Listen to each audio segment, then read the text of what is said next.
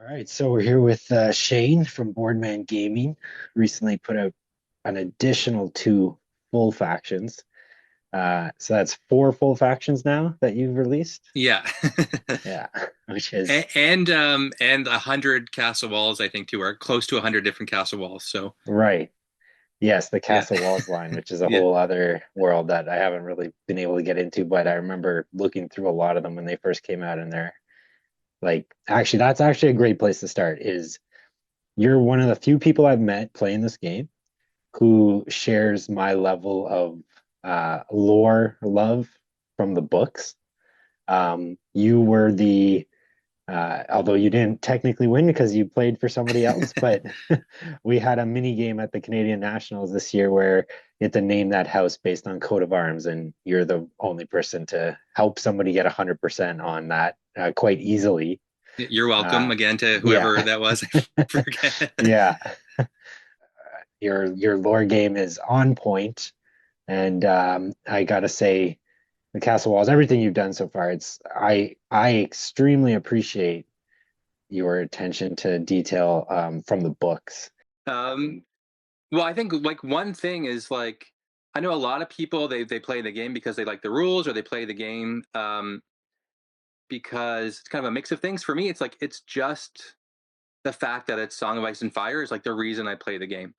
If it was like Lord of the Rings, I might have played it as well because those are my two kind of fantasy go-tos. But for me, yeah, like the thing for the game is I like to play it because of the characters, because of the story, and I always get kind of bummed that there's so much stuff that hasn't been released yet. So I kind of get anxious, and then you see I go crazy and I make all this stuff myself.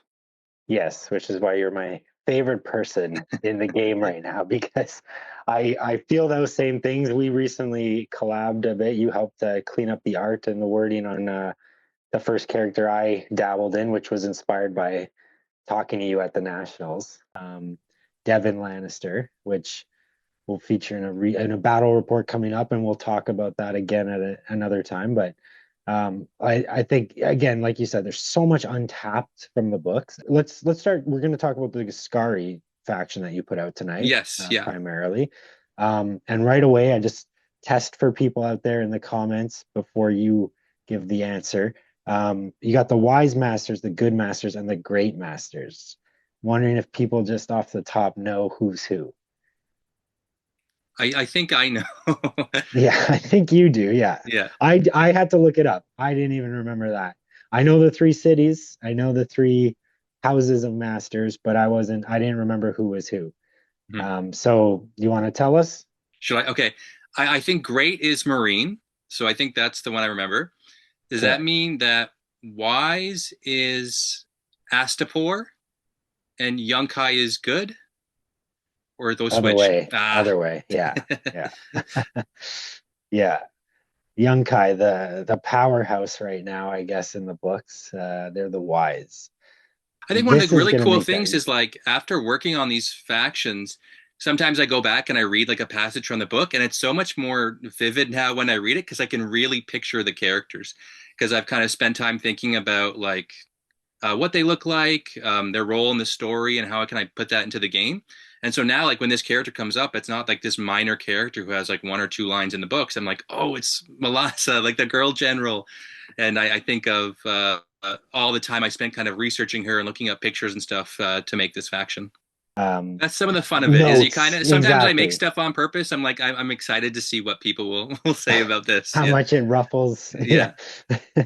Um, but overall, and I was looking at comments on the Facebook posts and stuff too, and like, there's very, I don't even know if there was any negativity. I mean, one guy caught a mistake and you thanked him for it, and but most people are like, and one of my favorite comments I wrote here is Simon hire Shane exclamation point, right? I mean, I think a lot of people would be happy to see that happen, or if the game were to have maybe end up in new hands, them look to somebody like you who's already produced so much content for the community. It's ready to go. Just make the models. Yeah, I think this time there were a couple there's always a couple comments, but it was pretty tame, like maybe changes one thing or I wouldn't have this. But I kind of did know myself when I was making the faction that it seemed like a bit of a lower power level faction. Um, so it was kind of by design. I kind of like to start a little bit lower, and then as I hear from people playing, because I do get feedback from people like all across the world playing these factions, and then they say like, I use this one, it didn't really like provide anything for the army. Maybe boost this, and if I get a couple of pieces of feedback, I'll do some incremental like changes. So I like to start low, and then kind of build it up because if you start really like OP, then you get a lot of those comments. I think I got a lot with the others about a Right. couple of things, especially the cheaper units. And Which it's again, it's all fun. Like I like getting feedback exactly. like that, but I think That's a smart approach though, yeah, because it feels better to have something start off not great and maybe get bumped a bit as opposed to have something start off at the top and then get bumped down where you're like, well, it was yeah, it was broken, but man, it worked so good for me. And now like, oh, now it's so much worse, right? So yeah. The other thing building I up. did too is because there was two factions. I didn't have like a full preview on Facebook. Usually, I kind of put the pictures of everything, like the front of the card, the back of the card, and so that might have kind of tempered the discussion a little bit because people had to see like the abilities, then go to the website and see how much it cost, and then maybe they didn't want to come back and post. So that was something I thought of too. Plus, the game as well right now is not. Um, probably as popular as it has been, just because there's been such a huge like stretch between releases. So I think that's also been an issue. But overall, I think yeah, people are pretty supportive, and it got a a lot of interest. Like my website did pretty well over the last couple of days, so that's been great. Amazing. Yeah, like on the note about like you started this faction off a bit lower. There was one comment from one of our local game designers who said the the Ghiscari, like the concept of having to like be ahead can be very how did he put it?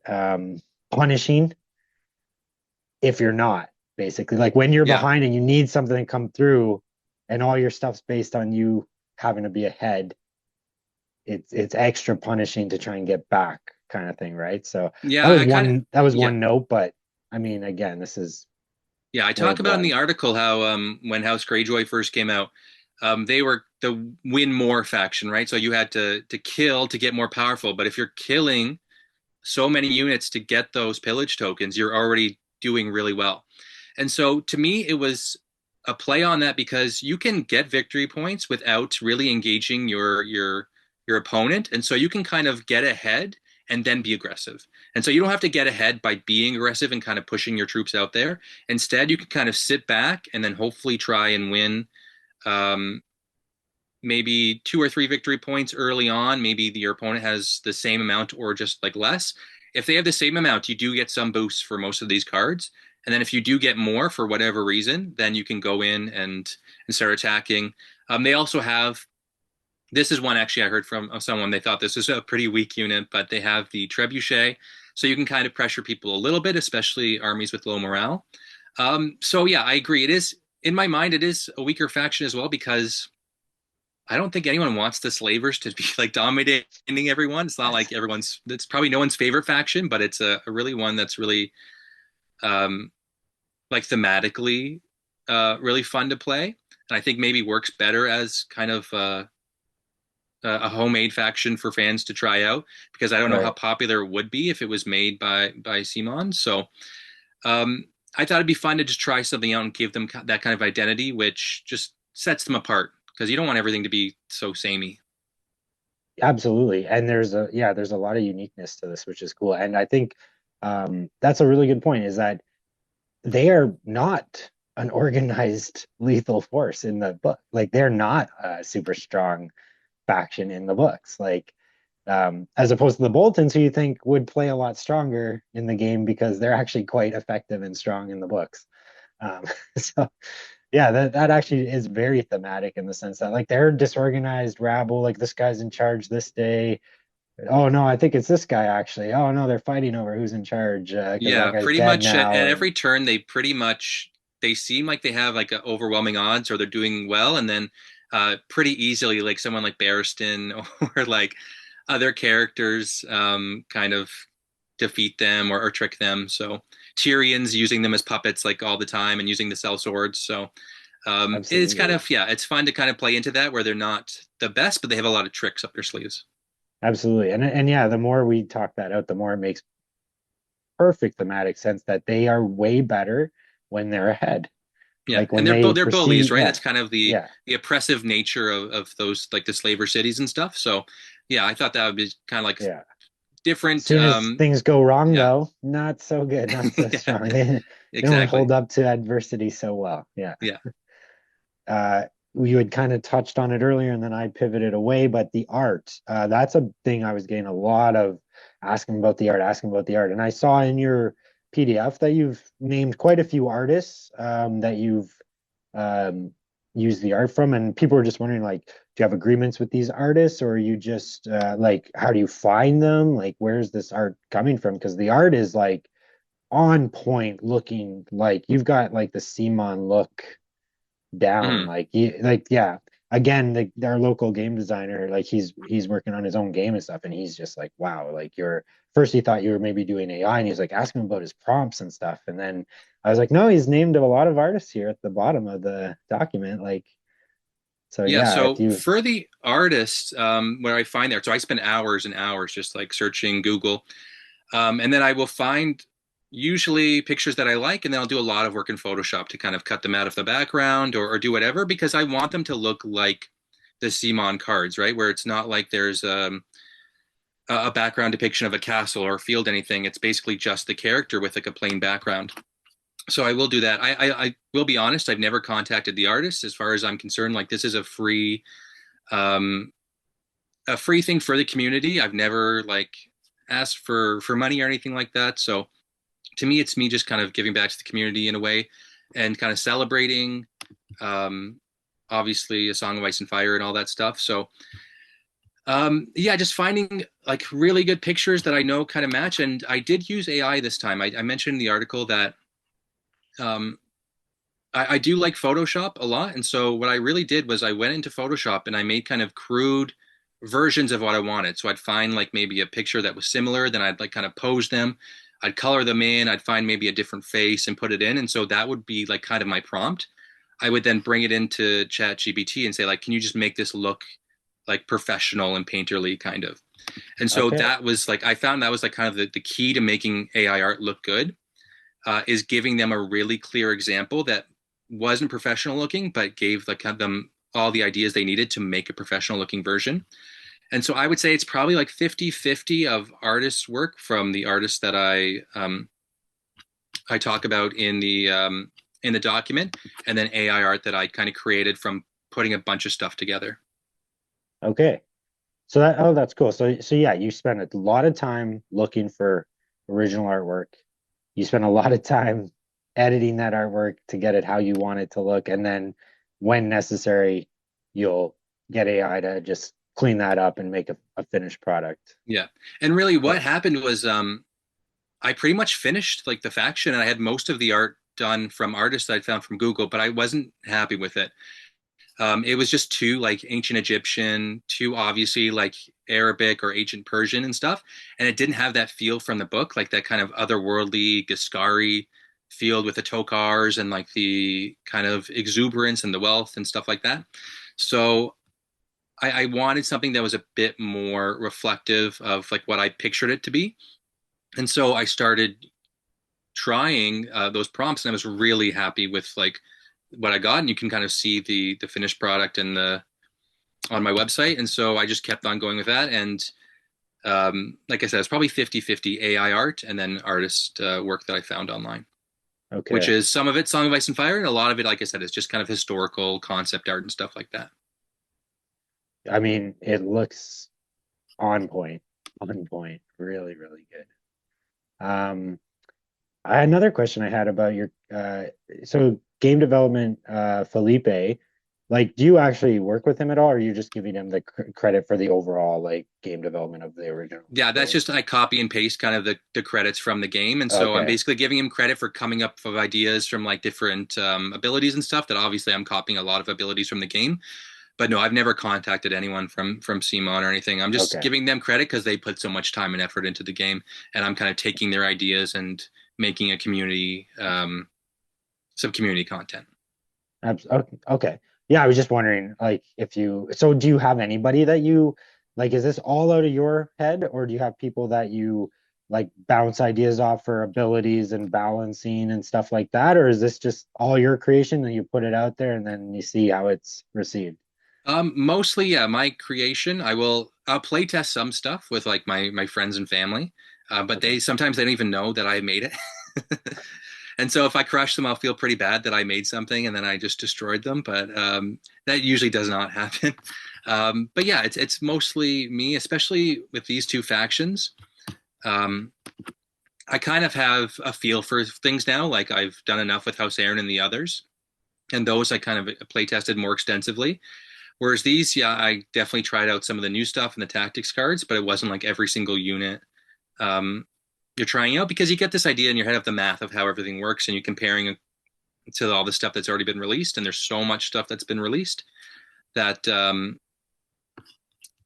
yeah, I'm not playing 10 games for every single unit and to make sure they're balanced. For me, it's just for fun, right? These are for um, narrative play, and like I say in the article, if you think something's like a little off, then adjust it for sure and let me know how it goes, because I'm willing to make those changes. Nice. Yeah, I was just more than even the balance. I'm just more curious, like, this is all just coming mostly out of your head. Like, this is, you're coming up with almost all this like on your own, which is impressive because it's like, I, again, I'll throw back my little shameless plug to my Davin, my one character that I've made. And like that took me a little while to like come up with, the thematic abilities and like, think of how it can work without being OP or like completely useless where no one wants to play it. I probably spent like 2 weeks like really thinking about that and putting that together, and then even running it by you, running it by Richard Enline there, like a really good Lannister player. Um, and that was one character, one commander, and 3 cards. Four if you count his commander card, but that's the Yeah. character. So When you've I'm just creating, produced like, so yeah. how long did you put in? Yeah, so let's say Well, let me just just say Ghiscari. first, I think a lot of the time I spend, like I said, so much time reading about the character, then researching their art and kind of getting a feel for the character. And then I can pretty much, like, to me, I justify then any decision. So, especially if I'm using a tactics card that's in the game, um, let's say 3 tactics cards, which are considered like pretty powerful. If I can justify that, like the character, and it really suits their character, I'll still give it to that character. And then maybe I'll adjust it later. Like I'll switch one out with my own tactics card or a different one.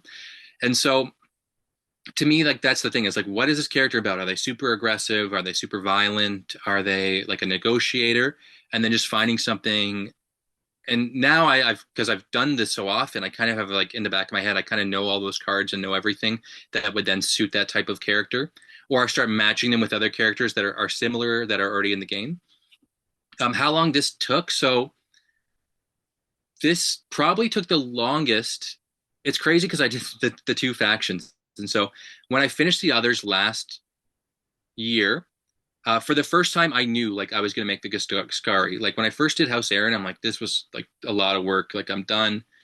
Then I made the Break the Siege, and I'm like, this is too much work. Like I'm never doing this again. And then I made the others. But for the others I finished, I'm like, well, now I have so many scenarios, which are like the thing I actually really like to do for my website is make the narrative scenarios. So now I have so many scenarios I can create because I've made this extra faction that I don't think Simon's ever going to make. And so the other faction like that is the Ghiscari. So I'm going to make them. So I probably started last summer, especially looking for the art and then designing the cards, like which is for me like the hardest or the biggest part of it, like designing the look of the cards and all the artwork, like in between the bars and the background, like what that all looks like and stuff, especially the Ghiscari, because you have a lot to work with. Like there's not a lot of reference material to look up. So I probably created those like in November or December. And then I was like very slowly then kind of building it up. I actually did a lot more work with this faction, like kind of writing a lot of stuff in Excel and then putting it into Photoshop afterwards. Whereas a lot of times I would just kind of kind of make stuff in Photoshop as I'm going. And then I very crazily started thinking a little bit about House Baratheon of Dragonstone, and I said, like, I wonder if I could like make a card that looks like kind of cool because I was thinking about the Driftmark Defenders and Roland Storm and stuff. And so one night I just like whipped up the combat unit card, and I'm like, oh, like I really wanted to like follow through with this. So that was probably in March. Oh shit. And so I finished both factions in July. So probably about 3 months to finish House Baratheon of Dragonstone, and then almost a year to do the Ghiscari. But it wasn't as dedicated as my other units. Like for House Aaron, sorry, the other factions. For House Aaron, I had a couple of weeks off, so like I was spending like every single day, hours a day working on it, and it's kind of the same thing with the others. Whereas these were really stretched out, like spending a couple hours a week working on them. Okay. I mean, yeah, it's just so impressive because I mean, you are, a dad and you have a full-time job and you still play games and Yeah, do stuff with people too. You're not just in your computer lab making these nonstop, right? So that's yeah. you. I found though that it is a really great hobby to have because it doesn't really cost me anything, and so That's sometimes at the end of the month I look at my bank account. I'm like, oh, I spent a lot of time working on the Ghiscari this month because I did not go out and like or do anything. I basically like put the kids to sleep and then got my computer out. And a lot of times too, you can. I've gotten to a point for certain aspects of it, like I can watch a show while I'm doing it, or I can do some other stuff while I'm doing it. right. It's you can autopilot it a bit Yeah, when you're doing some of the fundamental yeah. stuff you've established in Photoshop and that I'm sure. Um, are there any because like I mean I don't know if we really have time to go through like every unit. It's a big faction. You made a lot of stuff here. But are there any highlights that are just really standout favorites of yours that you'd want to talk about a bit? Um, I got a couple of my own too that I can throw in there after you've I'll let the creator like talk about his favorite babies. Yeah, I think we mentioned a little while ago, like I do like the weird stuff or the stuff that I think might get a reaction from people for being different. So two really come to mind for this. Number one was the Sons of the Harpy, um, which Yep. are very different. And right away, like I wanted to make them have an ability where they can kind of attack from like out of nowhere and then get away. And so they were really based around the Shadow War ability, which I think I had up here. So it's basically placing 2 tokens on the unit at the start of the game, and then when it successfully charges an enemy unit, you can remove 1 token from the Sons of the Harpy, and then the enemy that you charge, they cannot activate that round. And so basically, if they have not yet to activate, you can basically charge them, and then they're done for that round. It's a super powerful ability, but I think without it, it kind of they would be such a. If you think of like the typical stuff like you might give them like swift retreat and elusive escape, it just doesn't feel like very thematic or very cool. I like the idea of Shadow War because it is a guerrilla like kind of warfare, insurgent like army. They're kind of like you don't know who they are, right? They are Yeah.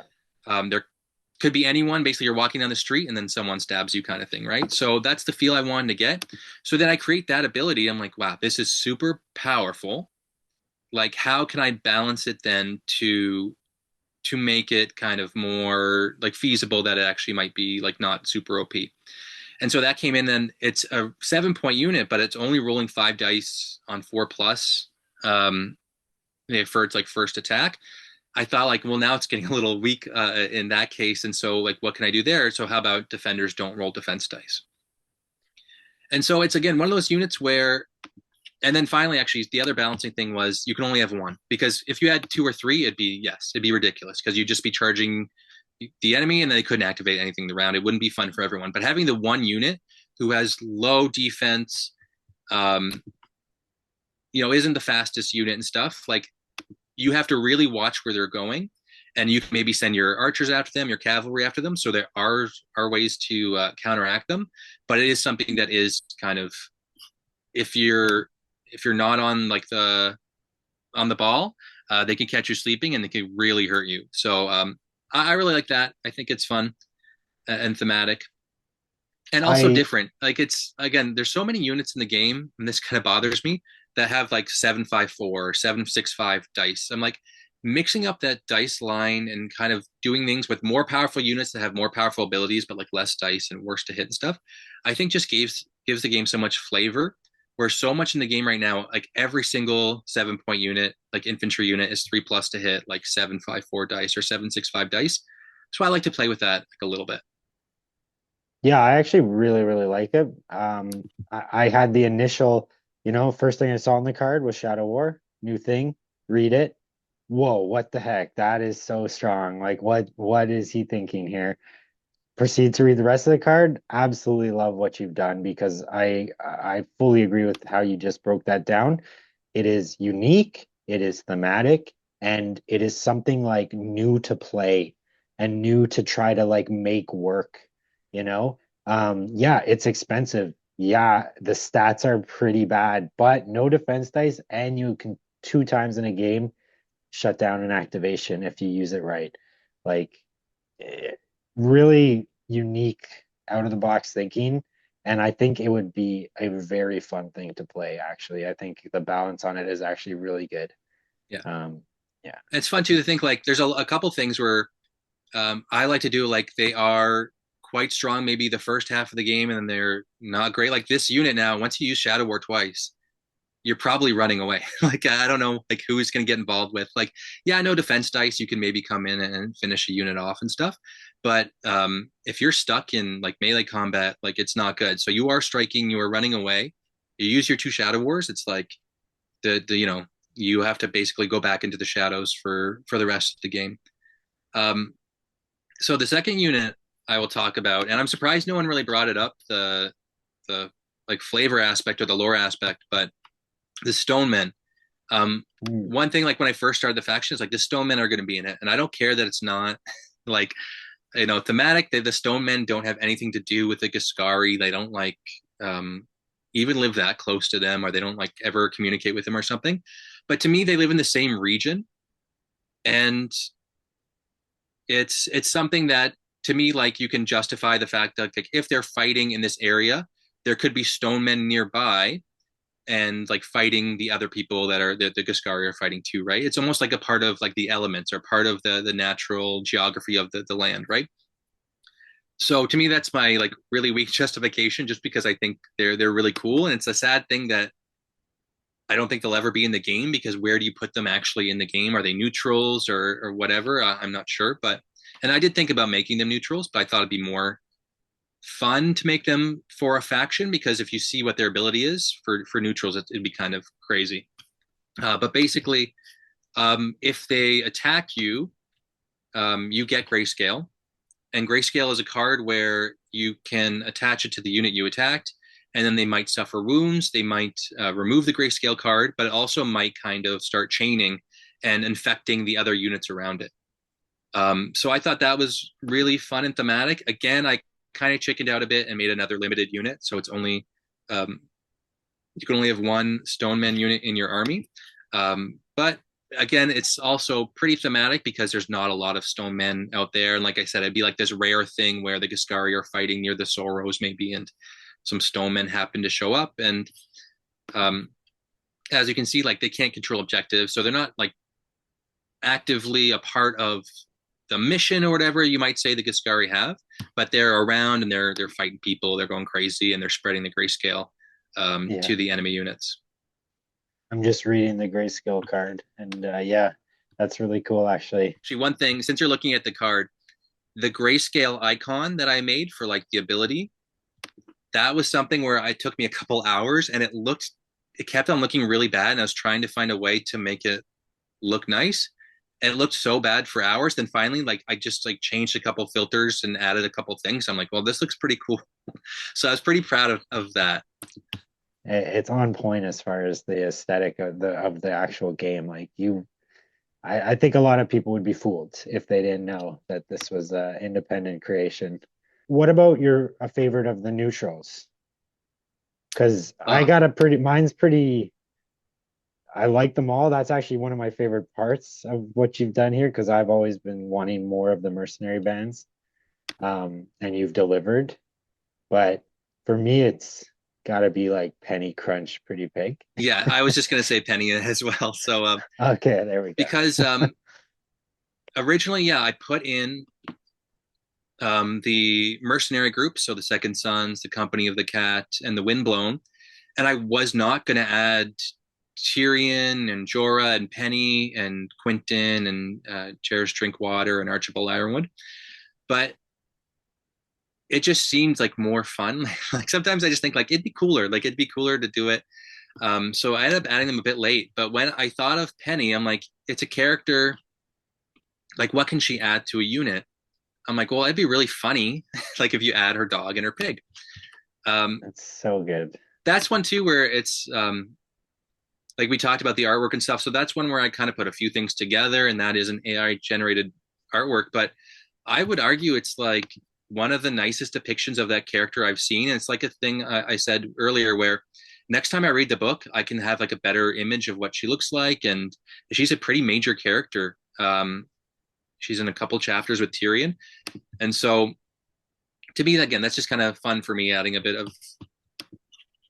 of joy next time I read the book. And I kind of I'll get a little giggle when I see Crunch and Pretty Pig on the page, because I know now that I made attachments for them that are, if people don't know watching, they're kind of like the skin changers attachment. So you place them on a unit in long range, and they can bring something to Penny's unit. Yeah. Yeah, I really, really like that. Those really popped out to me. Like the artwork and the abilities. It just seems like it'd be so fun. And I would really love to have those models. I'd Yeah. love to have a little pig and dog to paint and attach. Yeah, like I mentioned, like once I decided to put those characters in, I was looking a lot for Tyrion art, and there really wasn't anything from that period of the books where he goes to Essos. He's lost his nose in the books. He's obviously not wearing like his Lannister armor and stuff, and so there's nothing I could find. And I found one picture, and I kind of spent a lot of time in Photoshop, like painting his clothes brown and trying to make it look more ragged and stuff, and I just wasn't really happy with it at all. And so that was kind of the tipping point where I um, use the one that I created, like by again like adding all these clothes to him and stuff. I put it into Chat GPT and said, "Can you make it look a little bit more like this?" And then it came up with this image, and I was really happy with it. And I said, "This is something I think that's going to be so beneficial to the overall like aesthetic of the project that I kind of went all in." And for any character I wasn't happy with their look, I created my own version in Photoshop and then used that to make a kind of professional AI generated version. Yeah, it Which I looks will just great. like say I don't consider myself an artist or anything. Like I consider that I generated art from the program, which I just think looked better for the project. Yeah, yeah, looks great. And I mean, to be fair, I mean, I play with Photoshop a bit and it's a lot of work. So like, you're obviously you're putting in the work to get these, prompts to this point where it's this good, and this on point. I will say too that like, wow, for 2 points, he is neutral though, so you're not getting those free, but that's some nice abilities. Does not gain a condition token order and disrupt. Like, Yeah. And so another thing I you, mentioned as well is that it's kind of funny for House Aaron. A lot of people, when I released it, they said like, please make generic attachments, like please make generic attachments. And I never liked generic attachments. I just think like, what's really the point? Like, what do they add thematically to the game? They're actually harder to balance than characters because you can spam them if they're really good. Um, so I never really got it. And so like for me, I'm like, I'm making House Aaron's my own faction. I'm like, why do I care anymore? So I kind of switched the generic attachments to be characters when I did my latest update. And then like 2 days later, Simon's like, we're making attachments free, everyone. Like this is like the attachment patch. Like, and so it was a little tricky for me. I'm like, do I want to still have generic attachments or do I want to stick with the characters? And so I thought like, I'm just going to stick with what I wanted, which was having really strong attachments that are based on characters. And you want to take them because they're strong. And so I've only played a few times, like the tournament we were at together and a few other times with the free attachments. I still play a lot of games without free attachments because to me, I don't want to be forced list building like that, and I'm already using a lot of attachments anyway because I'm trying out narrative scenarios or I'm trying out different characters that I like to play. So for me, I'm kind of, it is not exactly like the game. I think in the game, with the rules as now, yes, he's super powerful. He is a character, so again, there's that limiting factor that he's not going to be spammed. But Yeah. I could see He's also that. not going to be free unless you're playing a neutral list, which pretty much nobody does Yeah, because that they're that as so well. Yeah, so bad. that's very true. Yeah. Unless you're playing, yeah, a neutral army, Yeah. but which would be maybe better if you had these options from the Yeah, I think from it my would be. faction. But the way I designed all my factions is that they have really strong attachments that you'd want to take even if they weren't free. So they kind of giving you that option. And if you want to use the free attachment abilities, then both people get really powerful attachments. It is a little tricky, I guess, if you're playing against like a traditional army from the game. But there's also, I think, enough good attachments in each army that it balance out pretty much. Yeah, I was just looking at them trying to pick a couple of my favorites to throw out, and oh my God, man, Pretty Maris is like so accurately horrific. That was the hardest character to make. I think by far I Oh made the God, most she different almost looks versions, like and it Ghoul was from really hard. So that Fallout. there's a lot. That one's is like one of the ones where there's a lot of Photoshop. I would say the entire face. I had to go in and paint a lot of stuff and do a lot of work. Yeah, it's it's pretty darn on point from the description I remember though. She's been used and abused hard in the Yeah, and so no nose, no ears. lot of She's been, cuts. yeah, with the wind blown for over 20 years, and yeah, pretty cool character. Definitely one I Yeah, wanted in because she's so memorable just from her physical description. absolutely. Yeah. So yeah, some of my favorites, starting with the Ghiscari. I mean, okay, so first off, ones that I would want the models of more than anything, gotta be the camels, Yeah, the camelry, and the charioteer. Um, I would love to see those as actual models. The artwork looks really cool and like yeah, a unit of camel riders. And so do you picture the charioteer as like a kind of like a big, almost like the Harakar type of base, like yeah, or for sure. Yeah, it'd yeah, be like a large solo base. Now, originally, okay, when I was kind of creating the unit, it was originally just Ghiscari chariots, and I was going to make it a usual unit. But the more I was reading about the Yunkai generals who are in charge, like you talked about, each day a different Yunkish general was put in charge of the siege of Marine. And so there's one that the Windblown called the Charioteer. And I just thought that was really cool, like the idea of like maybe someone who is like very rich and noble. It's a really cool name, and it it made the unit more special. I thought, like you can't, like I said, you can't spam it. I thought it was pretty good. I've heard some people say they didn't think it was very good. Maybe it should be a 6 point unit. Um, but it's something now that since it's a character, like I said, it's a bit more flavorful, and I can maybe add those additions to make it a bit more impactful in the game. And then camels, yeah, that was another thing. Like right away, I knew I wanted warlocks, I wanted camels, I wanted all that stuff that made the faction kind of unique, the herons, all that stuff that's kind of exotic and memorable from the books. yeah. I mean, as soon as I start going down it, I'm just thinking of all of the standout, really caricature how they all this guy's got the stilt bird guys, and this guy's got like the ones who are all chained together, Yeah, and there like was you've that hit like all of them, yeah. I kind of said early I was not going to do the clanker lords, but I The did. clanker, yeah. Yeah.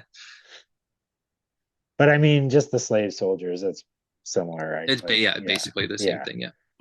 Yeah. So ones that like I think I'd be most excited. I mean, I love the idea of trying to run a chariot too, because I've never played Free Folk, and I think they're the only other ones with like a chariot type, the wolf chariot or whatever. Yeah. Well, at the tournament we were at, I do run free folk and I bring the Yes. chariot. And every time I bring the chariot, I say like I wish this didn't die so easily. And so I made my own that did not die so easily. It's got 8 wounds. It's got better armor. So Yeah. a And little I bit mean, it stronger. looks like it can hit pretty hard. Like it can be doing 8 hits with Thunder Vicious on threes. Like, Yeah, it's basically it is yeah, basically a boosted version of the Free Folk one. So it's got an extra die, plus one more to hit. It's a 3+ instead of a 4+. It's not 5/5 armor and morale. It's 4/5, and then it's got the 8 wounds. So I yeah. think enough difference that's worth to me 2 points. So I'm gonna continue. I've played it Swift once, and Retreat I'll keep 2 on trying gives it it out. Yeah, some good survivability, yeah, it get away after being hit so they can't just take you out. Yeah, I like it. The Warlocks of Karth really popped out, but a little more so because of the Undying ones. Like I think the Warlocks look cool in that, but I really like this idea of them being able to bring out the Undying ones. And the Undying ones, I think I like models like that, like because they'd be a bit easier to paint, which is always nice. But like you can make them really like dark and creepy, and like it looks like a fun unit and a fun like a really fun idea is like that they can bring them out at like kind of it's at a detriment, right? You have to give up an extra victory point. hmm Yeah, but then you're getting this like pretty scary unit out there. yeah. So if people don't know from the books, the Warlocks of Karth, like when Daenerys goes in the House of the Undying, they look like these very wealthy, ornate, like wizards that have like armor and stuff like that, and like they look like all different, kind of beautiful and stuff like that. But then she finds out that in truth they are the Undying ones. They have like withered bodies. They kind of look like ghouls or whatever, right? Like you can see in the picture. Yeah. And so to me, that was like the cool idea. So it was an idea I had pretty early of this unit becomes this unit, and that's one of those things where I don't have to worry about like manufacturing or how can I put like 24 models in a box. Like I'm just like, this is cool, I'm gonna do it. And it is one though, like I'm hoping in the future that this is kind of one where there's a lot of cool models that you can get to 3D print that kind of look like this. So I'm really hoping in the future to make my own unit. And actually, hold on, let's see if I can get it. Oh, you have a Just so people know that I don't just make all this stuff up, and I actually try to put my money where my mouth is. So here's ah, my war elephant that I actually put the war tower on the back. nice. Yeah, that looks really good actually. Yeah, so I just need to paint this up, and then I can use it for Golden Company or for Ghiscari. So like you 3D printed that stuff and then just like sculpted it I on or purchased a 3D print one from online, and then I okay. kind of just use some a green stuff here to stick it Green on. stuff there. Yeah, absolutely. It looks good. It looks really good. Nice. Yeah, the Warlocks and the Undying ones, it always kind of reminded me of The Shining. Big fan of that book and movie, and it always had that feel of like, yeah, the affluent party goers, and then it's like The they're lady in these the tub, yeah, ghoulish ghosts. Yeah, yeah. exactly. I'm a cavalry guy. I run a lot of cavalry heavy factions, and so like you got the windblown Outriders, outriders, yeah. yeah. And like I just really like the art on those guys. And the hidden path thing is like, yeah, like I like that. Yeah, Um, there's a lot of things they really don't really do too much in the game, and so having like a boost, like a small boost to your charge distance side. There's so many things in the game. It's like you get a 6 on your charge, or you get a 6 for your treat. Like it'd be kind of cool to have some things that just add like a small boost to your charge, because sometimes that 1 inch is like make or that's break, right? huge. Yeah, that can be Um, huge. and so just having that small boost, I think, um, is different and could be really really helpful. Okay, there was one that stood out to me. They get like every time they march, they get a +2. Is that the camels? Yeah, that's resolute march. So Yeah. so they're That five one speed. jumped out at me Yeah, initially as like, ooh, every time, like it's not an order. But then again, how often do you get to march? Like yeah. once, And so really, the other right? thing too is that it's not like they're a 6 speed unit. Like that's the kind of thing I weighed. Is so they're a 5 speed unit. So there's a lot of stuff that. So I guess if there was a card, which there isn't in the Ghiscari faction, I don't think there's anything neutrals either where you can make them go like a speed faster. No. That might be Yeah. an issue because then they'd be going 8 inches, 16 Eight. inches or Yeah. whatever.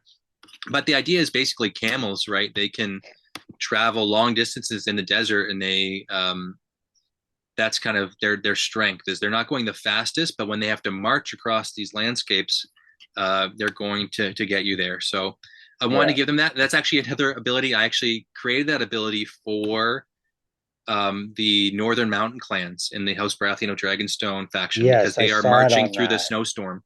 So once I created for that, I'm like, that kind of fits with the camel and the desert and how I wanted to make them a bit different from the typical cavalry units. So I added it to this unit. Yeah, I did see it on them. I did look at some of the Baratheon stuff, and yeah, and again, thematic on both points, it worked. And although my initial thing was like that seems really strong, I quickly went through in my head like, yeah, but how many other ways can you get a march? And like if you're marching, that's pretty much your turn. So like it's really good for that one function, and it's a thematic thing for both of those units. So like it's actually like the condition token too, it's yeah, it's Yeah. kind of like a good setup play. Like, okay, I can get them into position and get that weaken off them, Hmm. and hopefully next turn I can Yeah. get in there or Like something. I But said, there's a yeah, lot of speed 6 units that you can add +1 move to and then march, and so it's the same as that absolutely, basically. And obviously absolutely. it's a cavalry unit, so it is strong, but they have a very clear weakness. They have pretty bad, like really bad morale, and they're to hits 4. So that's actually Resolute March might actually even be better for removing a possible weaken token than it is for the extra movement. To me, that was Yeah, kind of the big thing is taking off maybe the weaken token, marching at the end of a round, and then you get your lance charge at the start of the round.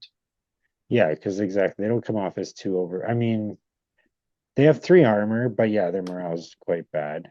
Yeah, and like Yeah, that's one where like I really debated giving them 4 armor, but when you look at the picture, and I'm one of those guys like if they're wearing that much armor in the picture, I'm not gonna try and justify giving them 4. I'm like, let's just give them 3 because they look like they're armored head to toe when it's a camel, like a pretty tough yeah, animal. So I said, let's make them 3 and then find other ways to make the unit unique. And like I said, it kind of makes them different than other things in the game because I can't think of anything that has 3 armor and 7 morale. So I think that makes them kind right. of fun. Yeah, and it's a good balance there too, because it's like, okay, it is kind of hard to wound them, but we can panic smash them all day. Yeah. Um, Yeah, another one that I really liked was actually the Second Sons, more so for I just found the ability, again, super on point with the thematic. I always remember, Ben Plum there saying like this one, there's old sellswords and there's bold Old sellswords, but sellswords, there's but there's no no old old bold bold swords. Yeah. sellswords. Yeah.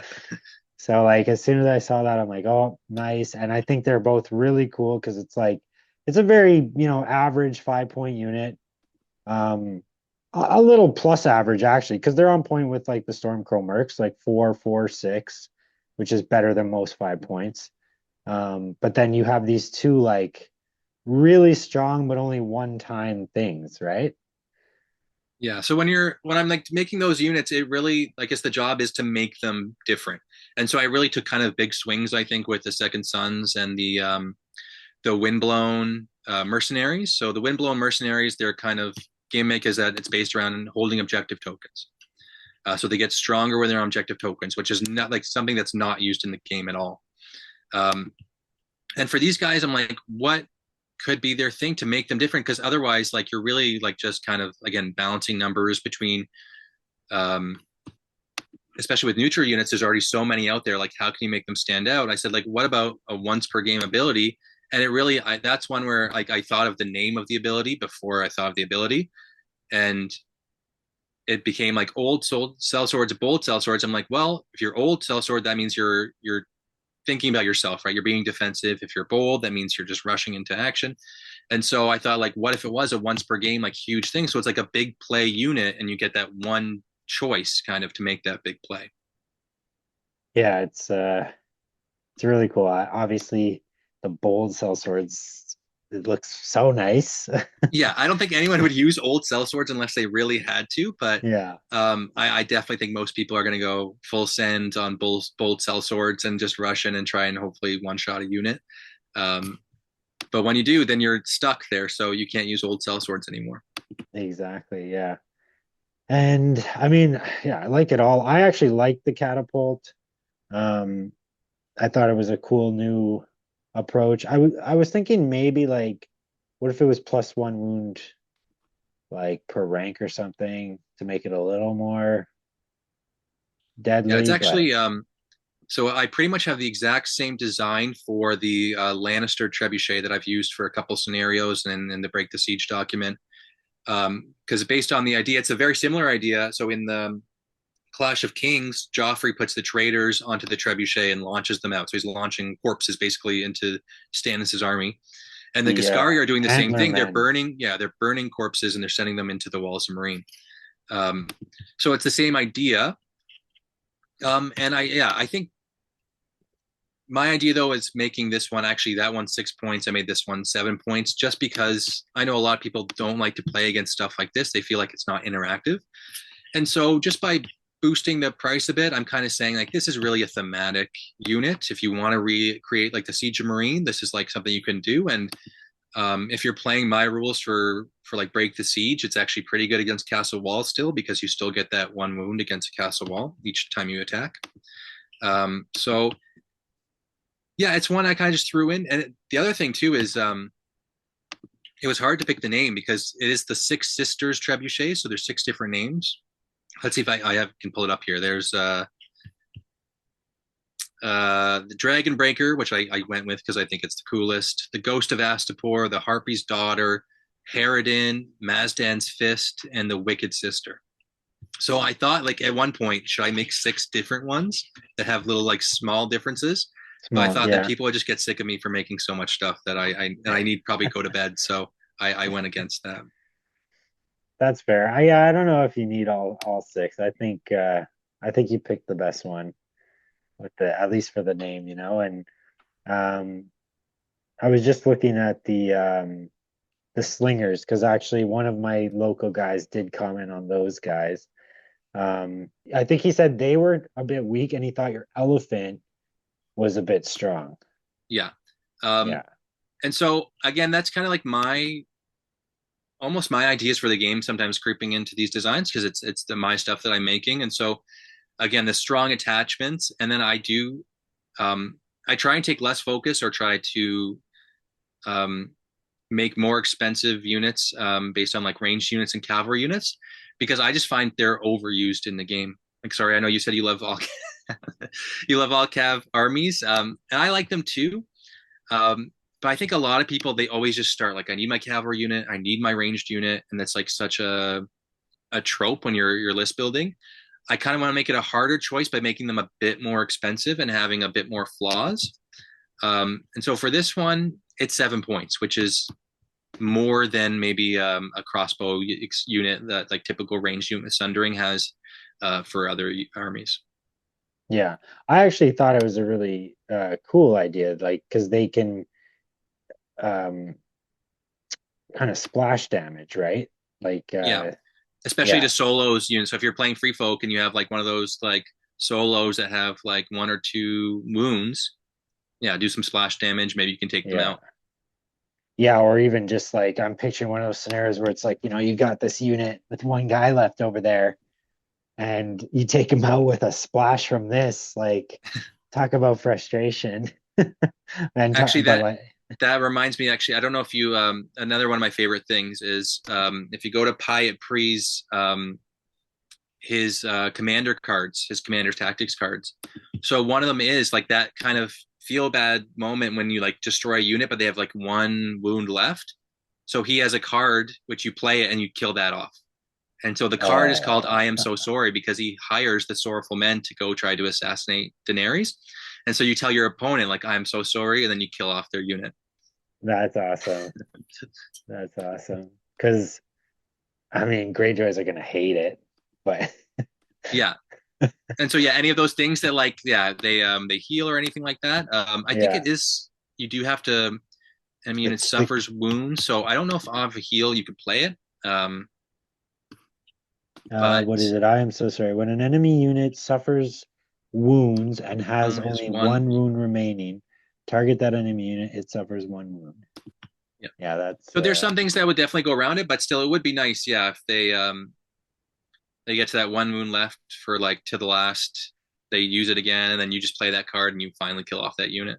man, I don't know, man. I think like most of the community is just blown away that you not only dropped one but two full factions and that they're so well designed and fleshed out. And I would love to see. I think. What do you think the most asked for thing if you're gonna do something else is? I honestly, it's hard to think about because I know other people. There's Calvox, who's like an awesome member of the community. He's created House Tyrell and House Tully. Um, so there's nothing that I And can then. there, sorry, just to segue for 1 second. Yeah. So those are in the TTS now. Is any of your stuff in the TTS? I think they're working on House Air, and what happens is the way he creates his units, he uses the website's like a GitHub website to create to generate the cards, and so they can be automatically basically generated into files for TTS. The way you'd have to do it for mine is manually. And so I'll be totally honest, like people have asked me, like, can you like cut them out and do it? I'm like, no, it's just too much work. Like I've already done enough. So some people have volunteered and like I've kind of sent them files to make it easier for them to cut everything out. But it's not something I just feel like I've done so much, like, and You have. so I'm happy to let other people do it. I think that it's on like in the works right now for the others in House Aaron. Nice. But I just can't. I won't promise anything for the Ghiscari and House Baratheon and Dragonstone because it's up to other people. Um, I really like doing a lot of the stuff, but that's just something where you kind of have to say no sometimes. And I always kind of when I'm chatting to people, like I've actually been creating content now for Song for like 6 or 7 years or something, and I've seen a lot of people start making content and then go away. I think one reason I'm still making content is because I really kind of make my own schedule. And I know sometimes it's like you want to make those collaborations, you want to help people out, but you need to kind of have your own time too. Absolutely.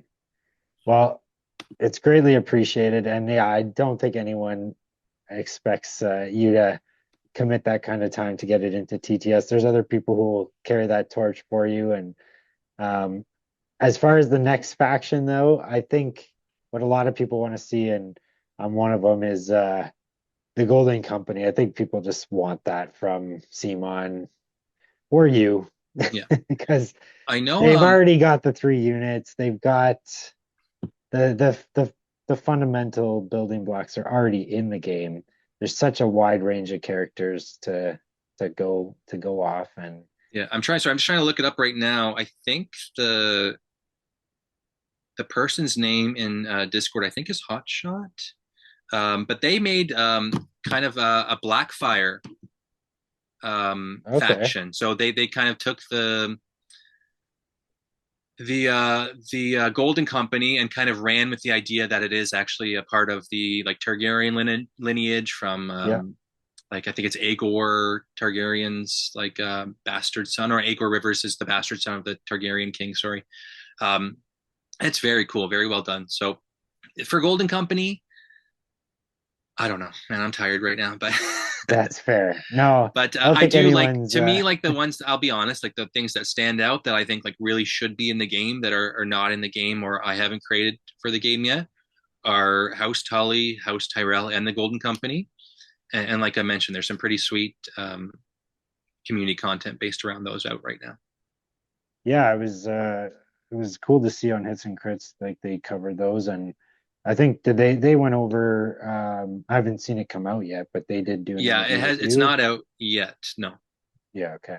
Um because that was one of the first things when I got in the game. I was just like, wait a minute, like why did they do Baratheon this way? Like why is House Tyrell Yeah. not they're one of the main houses. They're very active in the books, unlike Aaron. Like I get leaving Aaron's out there, they're not very active in any of the fighting. So, but the Tyrells are, and they are their own major factor. They're bringing some of the most power, and they've just kind of lumped them as Baratheon. Yeah, as which is Renly again why I Baratheon. yeah another reason why I made House Baratheon Dragonstone is because I agree with you that it have been like I think in every other game I don't want to say that, but so many other games that like are about Game of Thrones and or Song of Ice and Fire.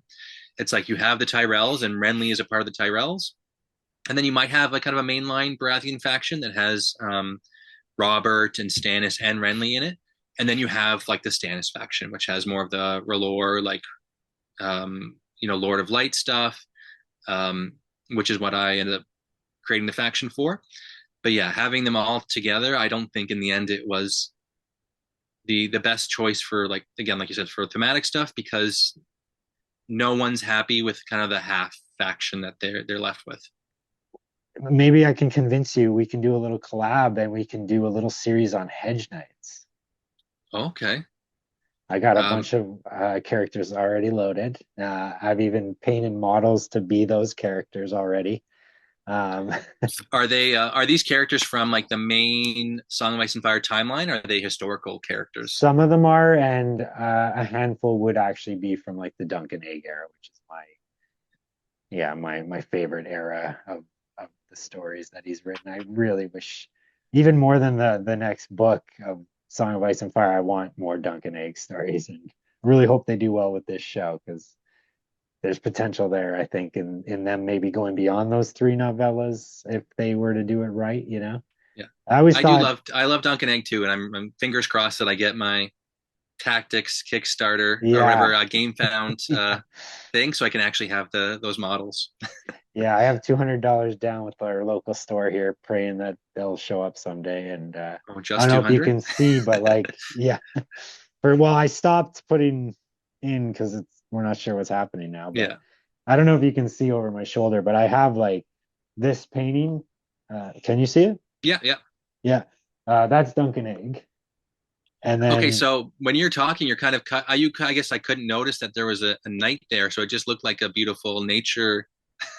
But now I yeah, see, so yeah, he's got his armor, yeah, and yeah, his white cloak, yeah. Duncan little egg with his, and then they're watching. Anyways, so I have three paintings that I have a good friend who's like a really good painter, and I basically found different paintings at thrift stores, and then had him add Duncan Egg Oh, to them. nice. Yeah, so I'm I'm such a big fan, but yeah, there's a few like Hedge Knights from that era that I think would be really funny. Just like they'd fit maybe more into the tactics world where they're kind of breaking timelines a bit.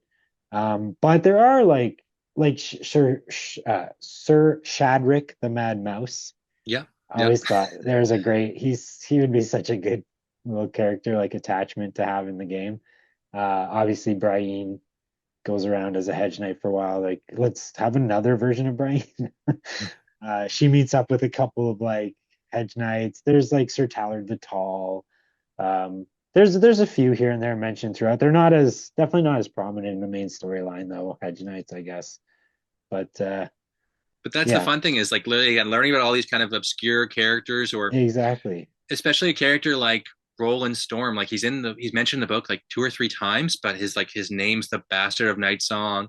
He's just talked about with like reverence from people like Cersei and Stannis, and so he just takes on this kind of life much larger than um, like the pages he fills in the books, and that's the kind of characters like I want in the game, and so I've Absolutely. made to You have made in the them. game. Yeah, Which is awesome. Yeah.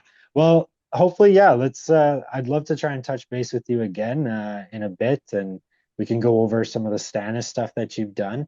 Um, Unfortunately, like I said, I didn't have enough time to really go in as deep as I did on the Ghiscari stuff, but that's next. I'll be looking at it over the next couple of days, I'm sure. And yeah, just it would be cool like to collab with you a bit in the future. I know you kind of do your own thing, but you could do yeah. like a Maybe Hedge Knights we can run. make a video. I can like you can see me live editing the cards. I can talk about my process and stuff. That would actually be pretty cool because I'm sure there's a lot of people out there who are like me, I'll throw up a little shot right now of the card I made, and then here's how you fixed it.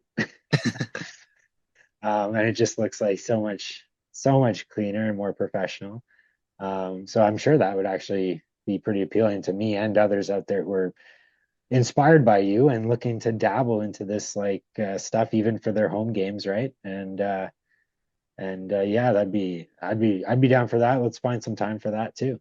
Yeah, for sure. Yeah. Um, but yeah, I appreciate you taking this time, and it was a good chat. And to everybody who hasn't, go check out Boardman Gaming.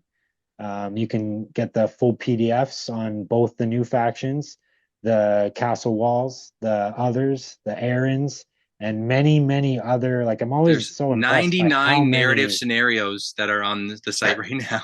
Yeah. So I actually just made a new one just with the Ghiscari faction. So that'll be my 100th narrative scenario that I'll post in a couple weeks. Boom, 100 narrative scenario. Yeah, I'm always so impressed by how much you've content you produced because like I take, a month plus at this point to edit a battle report, and yeah, you just put out so much really cool stuff. And actually, again, kind of inspired by you, I'm trying to lean in that direction a little more now with some of our videos and stuff. We're trying to do more in the next few coming up. We're going to try and do more just thematic fun things instead of always trying to do like, here's 40 points of like meta versus meta, or, what we think might be meta, which, Well, if I could plug um, one thing, um, if people are interested, obviously your battle reports are amazing, but there's another group in France called Le Baratheon, and they play my narrative scenarios actually.